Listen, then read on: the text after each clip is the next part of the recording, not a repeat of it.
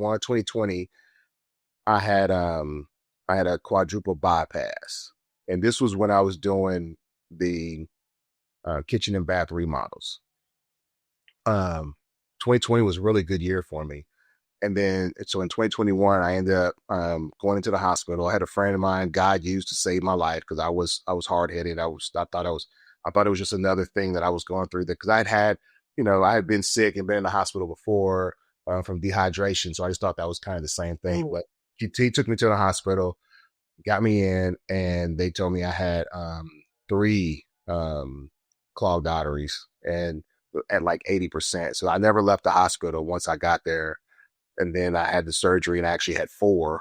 And then from there, when I went in to surgery, I was like, if this is it, God, then this is it. I felt like I had, from a worldly perspective, a secular world perspective, I had a good life. I mean, music business, I was 50 at the time. And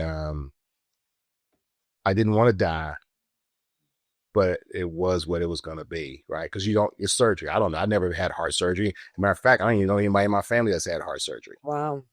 So I go in, but when I came out of surgery, I still had the trach in, and I kept hearing that song from Frank Sinatra, I Did It My Way. Right? I'm telling you, I kept hearing that song,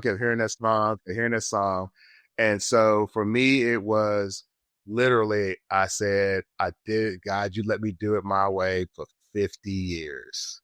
Whatever time you give me left, I'll do it your way. Wow. Where I'm at now.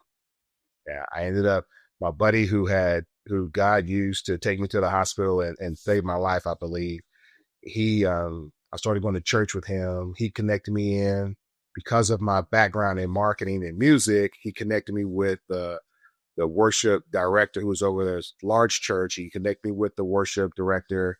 So I started helping them. They let me in some meetings, and he just kind of connected me. And this was all, to me, it was all God just moving. And I was able to start going to school, go to seminary. I got into seminary. And so now, this is the journey. And so I felt like there were things that I would start to forget, with friends of mine who would call me and say, oh, you remember we went to this show, or you remember you took me here or there. And sometimes I would kind of say, yeah, because it was vague, but I couldn't remember details to it. And they would have to show me pictures. And so that's kind of what prompted me also to write the book, because I didn't want to forget things that I did know. Like, I didn't want to start forgetting everything, because I've been to so many shows and done so many things that there was some I couldn't remember all of them. And so people would show me pictures. And there was one time that I was shown a picture and I still didn't remember being there. Wow. And it's like, I'm in the picture. And, and back then it was like a hard picture, because you had to go get them developed then. It wasn't a digital. So it's like, they, what's the word? They put me in the picture. Oh, right. Yeah. You know what I'm saying? It was like, it was an actual picture. And I still didn't remember the event. And so, yeah, I need to do this. And most people, I would say, either do one or the other in terms of the industry. Most people will be in the music industry and then they find God, or most people will be in the adult entertainment industry and then they find God. Very few people that I know of have actually done both, and then they find God. So you're an all-around kind of guy. I guess. Wow. All right. So you talked about in the book, peace. Two things.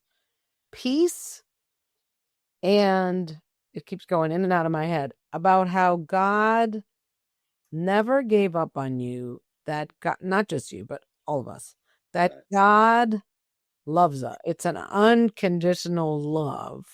I know a lot of times you think, well, I'm bad. I'm just bad, right? People think that of themselves, right? It's kind of nature. But that God loves us. Yes. So, like I think, well, that's nice. How do I know that's true? How do you know that's true? How do we know that? How do we know that God's really like that? And I know we don't know, but it's kind of like, if that was really true, and I know for you it is, I'm not saying it's not, but the part of my brain that doubts it, like, how could God love this when I get this way? And, when my worst stuff is moody or I'm in a bad mood, how could God love that? But I know what you say is God does. So what would you like to say about either of those, the peace or the God loving us? So I'll start with the peace and say that it took me a while to understand what peace really is.